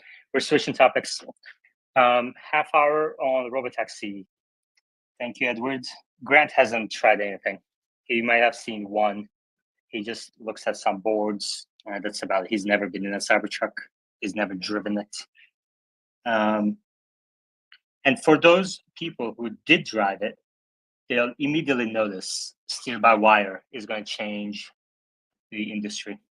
So Yeah, it makes me really excited for future Tesla products too. Like, it just, I can't really explain it. It just feels so futuristic. It really feels like you're driving the future, and it's just really enjoyable. Okay, great. So at the top of your screens are two questions about Tesla robotaxis. Two questions. And I would really like it if people reply to it with a thumbs up or a thumbs down and also explain their thinking. I think this is going to be very important. So Omar, the interview that you and I had published on YouTube, I read the comments on there and somebody said, we're not talking enough about the ability to share your Tesla, autonomous Tesla, with family and friends. So everybody's really focused on robotaxis and making money off of robotaxis. But the fact that you're going to be able to share your Tesla on this network with multiple people will have vast implications across the industry and for Tesla as well. demand for the products, and just our daily lives. So please, if you're in the audience, reply to the 2 tweets at the top. Will you share your Tesla Robotaxi with family and friends? Why or why not? And then what I really want to understand is, will you share your Tesla Robotaxi with 5-star riders? So there's always this argument about how people just don't want to share their cars with others. Even if Tesla comes up with this Robotaxi network, owners will not put their cars on the roads. But Elon has said already that you're going to be able to share with select people, let's say with just the 5-star people or 4.9-star people. Omar, how do you think about this? And I would appreciate it if people on the speaker board or in the audience, if they want to request to speak, share their thinking, how they're thinking about this. I would really enjoy that, and it would increase our understanding of the future. Omar? Yeah, absolutely. I mean, I think everybody would share their driverless vehicle with friends and family. Like, for example, my sister lives in New York City and she doesn't have a car. So when she comes to California, sometimes she needs to borrow a car, sometimes she needs me to drop her somewhere. Right now, I have to go and get in the car with her and drop her at, wherever she's going. But if my car was driverless, I could just have it go drop her and come back. I think on the Tesla network, so first of all, there's a lot of different types of jobs your car can do to make money. It's not just about giving rides to strangers. But if you do want to give rides to strangers, there's going to be a lot of access controls. So you'll be able to say, for example, okay, only friends and family can call my car. So you send your car out to go pick up some groceries, then your cousin or your nephew or your aunt or your uncle's nearby, and they need to request a car going home. Well, your car can go pick them up. And they have permission to do that, but it's not necessarily going to be accessible to the public. Or you can say, okay, only riders who have a certain number of reviews, who have a 5-star, they're always good riders. They've never had any incidents of abuse. They don't get drunk, whatever. You can say only 5-star drivers. Or you can say only food. I don't want any people, only packages. Or you can say only my social media friends, or only social media friends who are in this certain group. So given that Elon owns X, it'll probably integrate with X. I'll say, okay, if Yaman wants to call my Cybertruck, that's okay, but maybe not Grant. And you can kind of control it that way. So there will be a lot of controls over how you lend out your car, what kind of jobs it'll do, and you can kind of set that. Obviously, if you set it broader, you can make more money. But if, it's also your personal car, you might want to limit it to only friends and family, or only 5-star riders, or only people you know on X. So that way, at least if someone, poops in your car, you can DM them and say, hey, what happened here? Thank you. I see we have hands. I really appreciate those of you who are replying to the tweets at the top. And if you're watching the recording of this space on YouTube, please leave a comment below the video and share your views about anything that we've discussed today. I do read all the comments. I reply to as many as I can. Uzi. I think this is a great question, and to extend it further, I'd question, like, would you allow your child to have robotaxi access, or like any minor? Because I know with other rideshare examples, Uber does not let 18 younger drive in that. So, obviously I'm a family, so I don't have really good gauge for that. But if the technology gets there, I'd consider it for sure.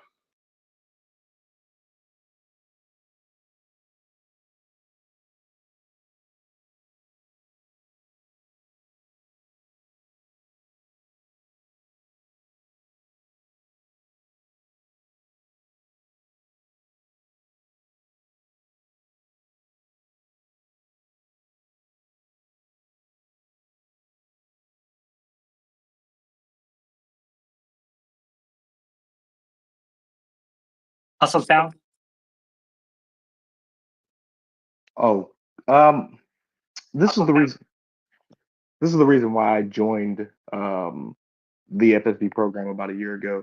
I wanted to monitor the progress because I definitely want to have multiple vehicles. My personal vehicle, my wife's like, no one's getting this. Friends, family, no one. But if I have 2 or 3, I'll definitely do the packages, the food, and just try to get some revenue and get it out there. But yeah, I definitely will do this. Edward. Yeah, 100%. We're putting both cars on the Robotaxi network like the first day available, the car and the Cybertruck. And if they at least generate 700 plus a month, I'm just going to buy a Model Y, and that way we'll have the three cars and be able to intertwine them. So I think people are so worried about, well, I'm not going to let somebody else have a car. Well, you'll just be able to buy another car. So what's the difference? You don't, I mean, assuming it makes enough money for that. Omar. Yeah, so the way this might work in practice is, let's say you've got a car and you say, okay, I don't really want to give this out to anybody. So friends and family only, or me, and that's about it. Maybe if it goes to pick up some lunch for me or something, or goes to pick up a pizza, you can go pick up a couple other pizzas and deliver them to people on the way or something. But no people or anything like that. Pretty restrictive for my car. Then maybe one day you pay off the car and you say, okay, I kind of want to buy another car. But instead of trading that car in and um, getting a new car, let me actually keep both cars. And I'm now going to take the old car and I'm going to expand it. I'm going to start taking rides, maybe even 3-star riders, 4-star riders, a lot more different types of packages, work more hours, and pick up strangers. And that's okay because it's kind of our second car. Maybe I'm okay with that, and it's going to generate some cash flow that'll maybe cover part or all of the cost of the new car. And then the new car can have more restrictive settings. So you could even change it for different cars in your fleet depending on which cars you cared more about. Older cars, maybe you can take more different types of jobs. You're not worried about them getting beaten up. Maybe the Cybertruck's more tough. You can send that on more jobs without worrying about it. But you'll be able to set different controls for each vehicle.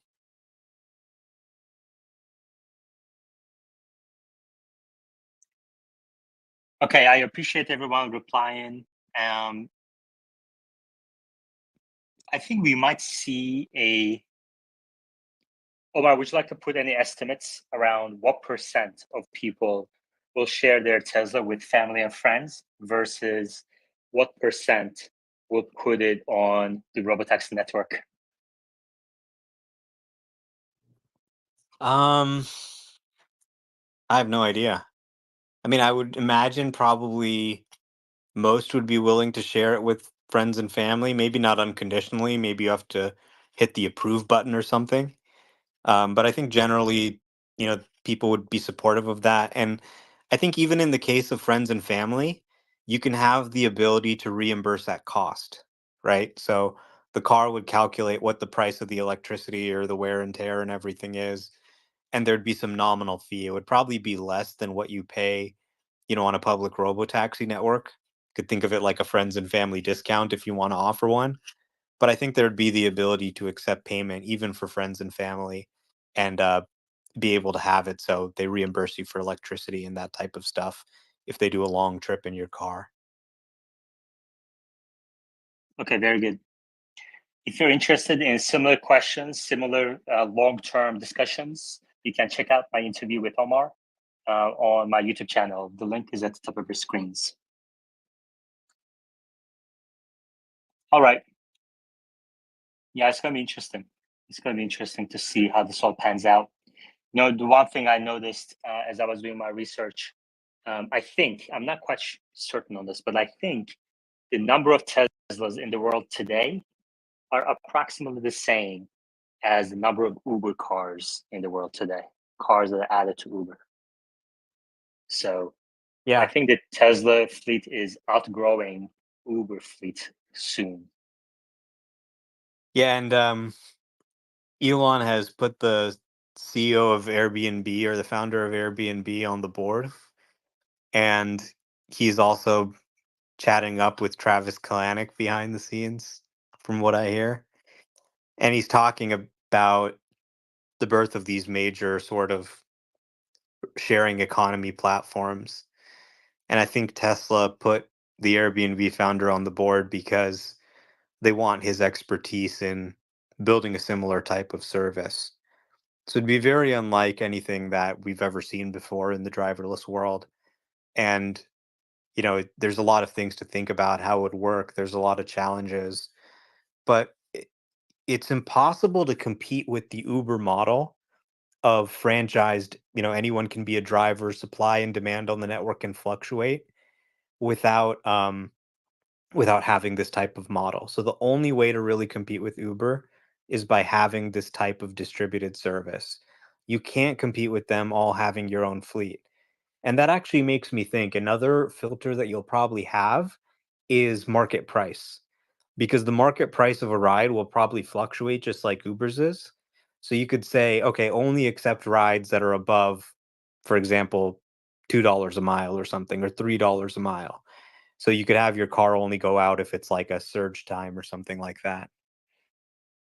Yeah, there's so many ways Tesla can go, so many directions Tesla can go with this, and I'm really curious how the business model is gonna shape up. Grant and then Uzi.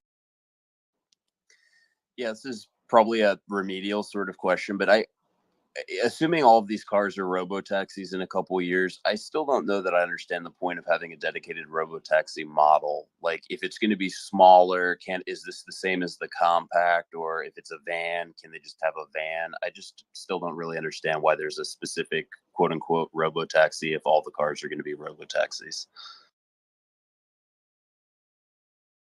It's gonna be smaller and more efficient than any other Tesla. So it's just we haven't seen the unveil yet, obviously. So let's wait until we've actually seen it. But from the rumors we've heard, it's going to focus on really having the lowest cost per mile. So smaller vehicle that's more efficient, requires a smaller battery, costs less to hail. You're going to have no controls, so no steering wheels and pedals. That's the first time they've ever done that in a vehicle. And the goal is really to be able to produce 2 Cybercabs ideally for the cost of a Model 3. So for the same amount of capital, you can now put 2 vehicles on the road. And this is like a 2-passenger vehicle, 1 row of seats. So it's smaller, but you feel like you have more space inside. And that can handle the bulk of ride sharing traffic, which is 1 or 2 people. And a Model 3 or Y could be hailed for when you have a larger group that wants to travel together. Yeah, and this is not just a rumor. I mean, the fact Elon has already talked about how the purpose-built robotaxi is going to focus on minimizing cost per mile. Grant and then Uzi. So yeah, that makes sense. Is it designed for kind of city driving in mind? I mean, is it going to be ideally catering to dense urban environments where a lot of Uber activity is today? I could see a separate robotaxi use case being like, I want to go in a robotaxi and fall asleep and then wake up like 8 hours away, which I feel like would require a bigger battery. Is that something that they've kind of stated, or is that also a little TBD based on the unveil? This is unrelated, but Hardware 3 has been given 12.5. Yeah, it's not going to stop the complainers. I mean, I'm glad they got what they were crying about, but they're not going to. They're going to still complain about robotaxi income stuff. So I'm not that interested in that nonsense. Edward. Yeah, from my understanding, let's say if the Model Y or something was the robotaxi, not the robotaxi version, just somebody's personal car, and they charge, let's say, $2 a mile. Is that $2 a mile split between, let's say, 4 riders potentially, or the amount of riders, or is it every rider is going to have to pay an exact amount? Omar? I think it'll depend on, the type of car, the type of service you request. But there'll generally just sort of be a market price. It'll rise and lower a little bit depending on demand. Yeah, it's going to be flexible for pricing. It's going to be amazing. I think the average price per mile is going to be lower than what Uber charges today. But Omar mentioned, was it yesterday or the day before Space? He said Waymo currently charges $7-8 a mile. Is that right, Omar? Which is the market price in those urban areas, yeah. So even Uber charges that much? Yeah. Wow. Their pricing's pretty consistent with Uber and Lyft. I've done, comparisons, and they're pretty dead on. So obviously Waymo's losing a ton of money at that price, but they are the price in urban areas, which is where most of the rideshare market is pretty high. In San Francisco, for example, I mean, the whole city's only kind of 7 by 7 miles wide. So it's a very short number of miles, but there's a lot of stuff happening within a small number of miles. A lot of obstacles, a lot of different, places. Yeah. Okay. Okay, cool. All right. Any other questions, comments? Please request to speak. We talked about a variety of topics today. I recommend listening from the beginning. If you're on YouTube, please let us know your thoughts in the comments below the video.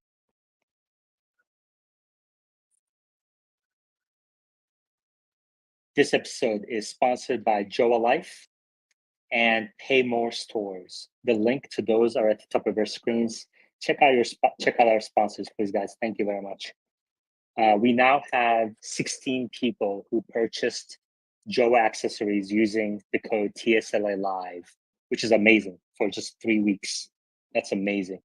So if you know of a business who wants to sponsor TSLA Live and get the word out about their business, about their products, please reach out to me and I will get in touch with them, explain to them how it works, what the stats are, and have a conversation.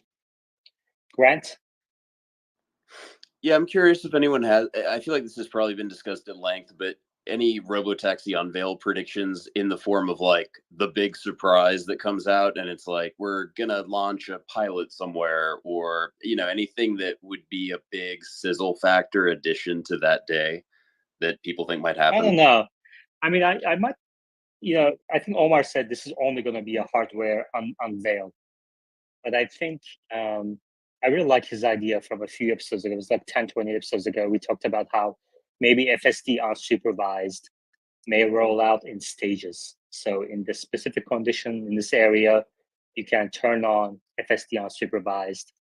And I think that would be huge. Not material to the financials for next year or two, but I think it would be a major milestone. Omar, what do you think? Yeah, I think it's going to be primarily focused on product unveils, showing off new models, the Robotaxi certainly. There may be other models they show off or talk about as well. Anything beyond that is kind of the cherry on top, so I'm not expecting much. But there certainly are a few mic drop announcements they could make if, for example, they announced a plan to do a pilot in, Arizona or California or China or anywhere. That would obviously be a huge announcement. I'm not expecting that. Like I said, I think this is primarily a product unveil. Another mic drop announcement could be, hey, so and so is licensing this from us, but I don't expect the event to be about that either. What So about Optimus? we could see a little bit of Optimus. Maybe Optimus gets out of the Cybercab or something. Maybe a little demo there, but again, I think this is really primarily focused on unveiling these new vehicles. Edward? Yeah, I think the van is probably going to be the biggest impact. If they do a commercial van, you're talking about another couple 100,000 unit vehicle per year. I think that would be the biggest thing that they can do that's vehicle related. All right. We're going to leave it there. Thank you very much, everybody. Check out the interview with Omar, the interview with Dirty Tesla on my YouTube channel. Check out our sponsors, and I will chat with you tomorrow, 1 o'clock Eastern. Thank you very much. Hello?